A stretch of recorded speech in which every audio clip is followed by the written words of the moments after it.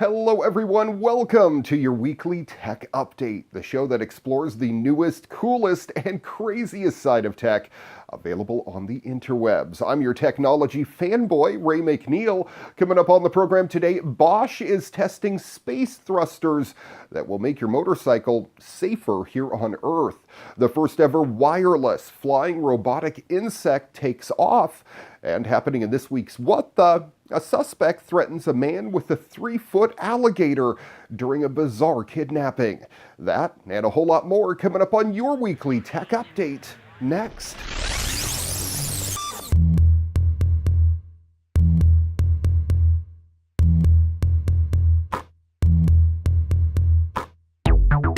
Hi everyone. Motorcycle safety technology has come a long way in the last decade or so. Now most new bikes, even beginner bikes, come with anti-lock brakes as an option, and an increasing number of motorcycles offer multi-stage traction control.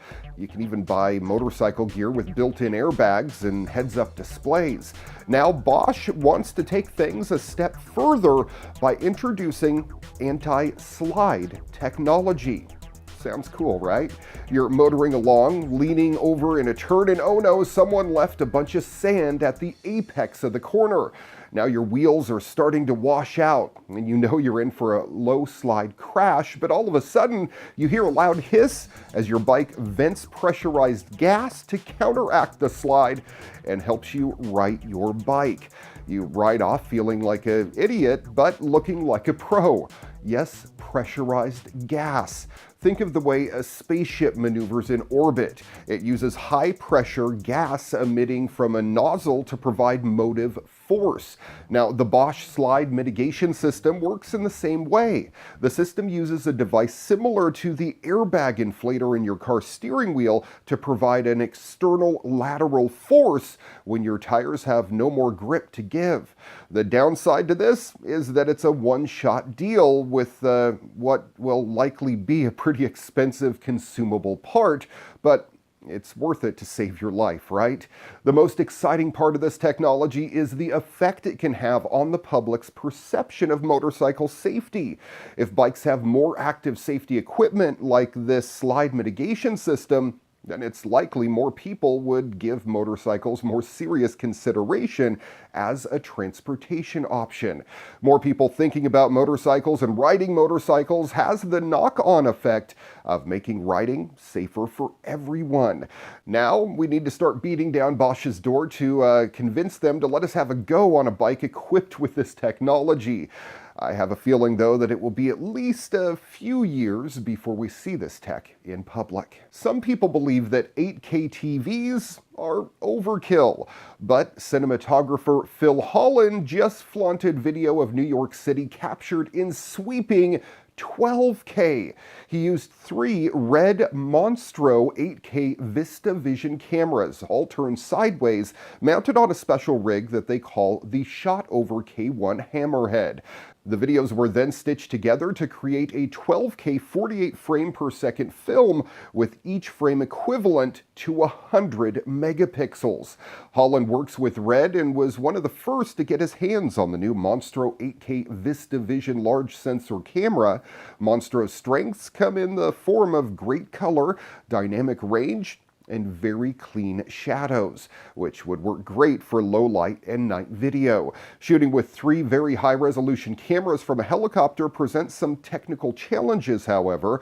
The K1 Hammerhead had a 6-axis gyro to stabilize the camera array and keep the shots steady. For the stitching to work properly, though, they had to figure out the correct amount of overlap, and the cameras had to be synced using Red's Jetpack SDI module, they call it.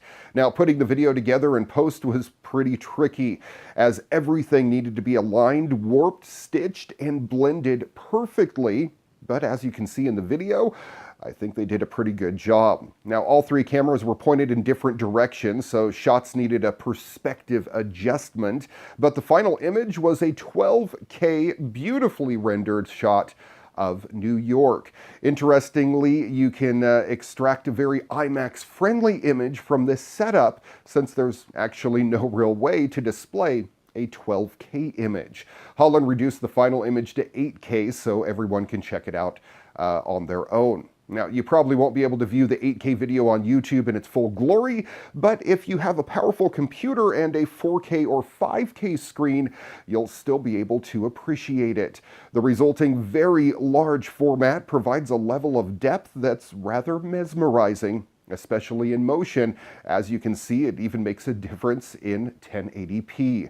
To check out the video on your own, just search YouTube for New York City 12K flyover. Valve back in the news this week. They've announced Steam Link is now available in beta form on Google Play. The app allows gamers to stream their Steam library of video games to their Android device, whether it's a phone, tablet, or even a TV, as long as it's on the same 5 GHz network or wired Ethernet connection as their PC.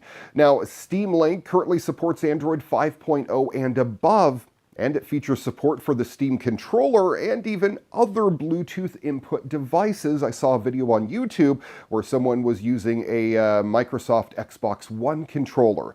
Now, Valve told Variety last week that it will let users stream games to their phones in 4K resolution at 60 frames per second, but only when they're connected to their home network. Valve said the bar for streaming is 1080p at 60 frames per second with good quality for most scenes. If you have a powerful rig, wired network, and very good client devices, it is possible to stream at that 4K resolution though. You can go into the advanced settings and tune streaming resolution and bitrate for the best experience in your own setup to make it work perfectly.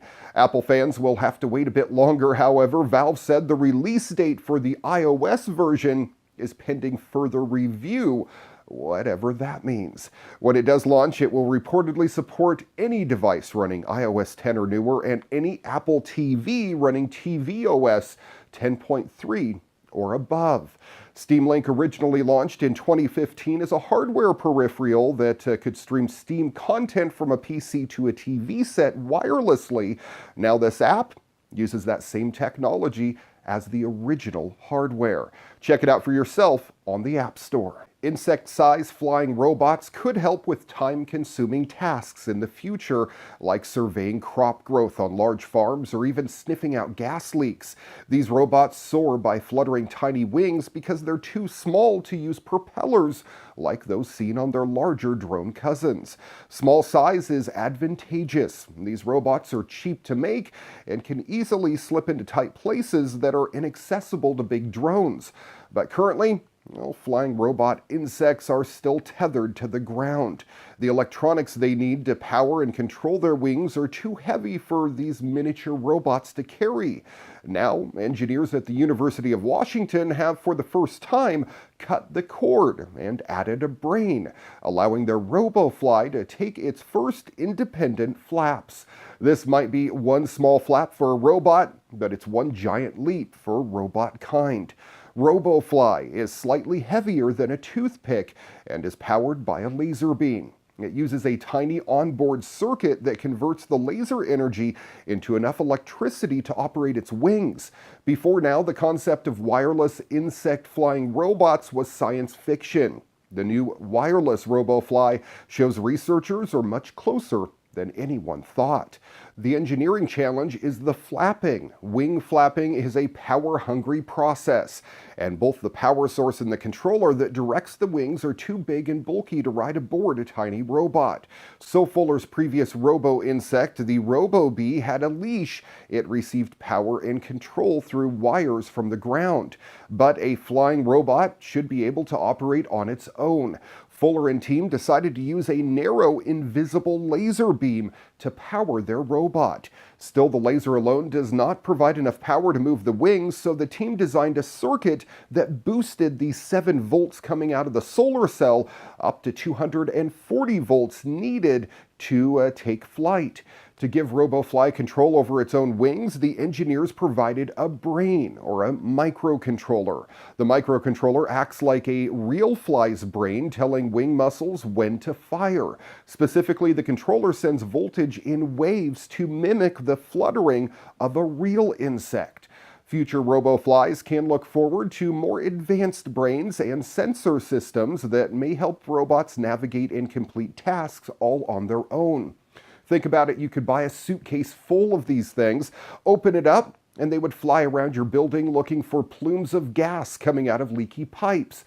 If these robots can make it easy to find leaks, they will be much more likely to be patched up, which will reduce overall greenhouse emissions.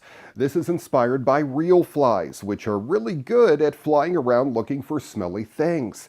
So researchers think this is a good first application for the RoboFly. In the future, they could be able to implement the repair too, and eventually make improvements.